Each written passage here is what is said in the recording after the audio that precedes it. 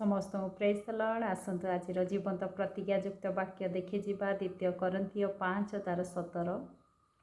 एणु जदि केही ख्रीष्टଙ୍କ ठारे अछि तेबे से नूतन सृष्टि होइअछि, पुरातन विषय सब लोप पाइअछि, देख नूतन विषय सब होइअछि। Praise the Lord.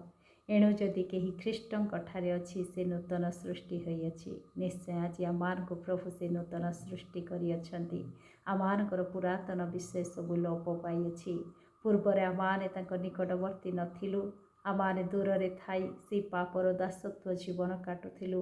अंधकार सहभागिता होई आमाने ख्रीष्टंकर शत्रु होइथिलु। किंतु आज आमानकु ख्रीष्ट जीशुंक द्वारा से आज आमानकु तांको निकटवर्ती करिअछन्ति।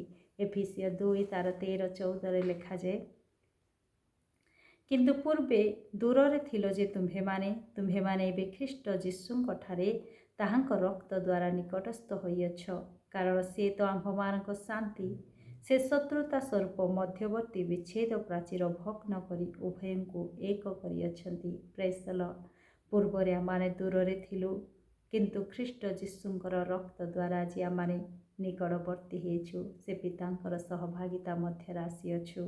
पुणी आज आमानकर जो पाप से शत्रुतार स्वरूप विच्छेद प्राचीर को से भग्न करी आज पितांक सहित ख्रीष्ट जीशु बापा आमानकु मिलित करि देइअछन्ति।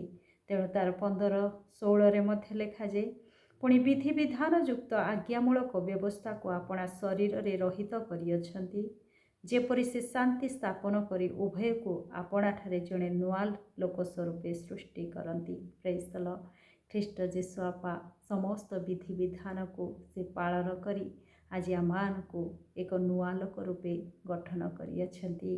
पुणी आउ क्रूस द्वारा शत्रुता विनाश करी तो द्वारा उभय को एक शरीर स्वरूप गठन करी ईश्वरଙ୍କ सहित मिलित करंती। Praise the Lord. आज आमानकु से नूतन लोक करि देइअछन्ति। पुणी पितांक निकटरे आमानकु मिलित करिअछन्ति।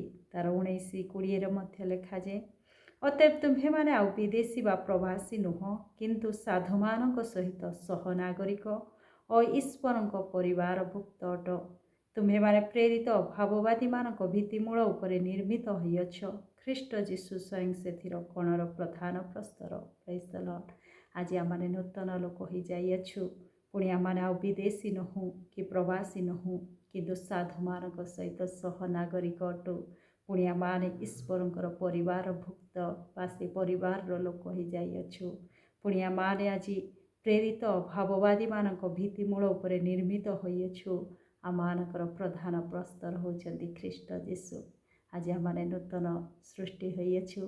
ए 2025 रे आमाने आहुरी प्रभुंक निकटवर्ती हेबा, आहुरी प्रभुंकर गौरवर कारण हेबा। प्रभु दया करंतु, अनुग्रह करंतु। ए वाक्य द्वारा मते आपनकु आशीर्वाद करंतु। आमेन।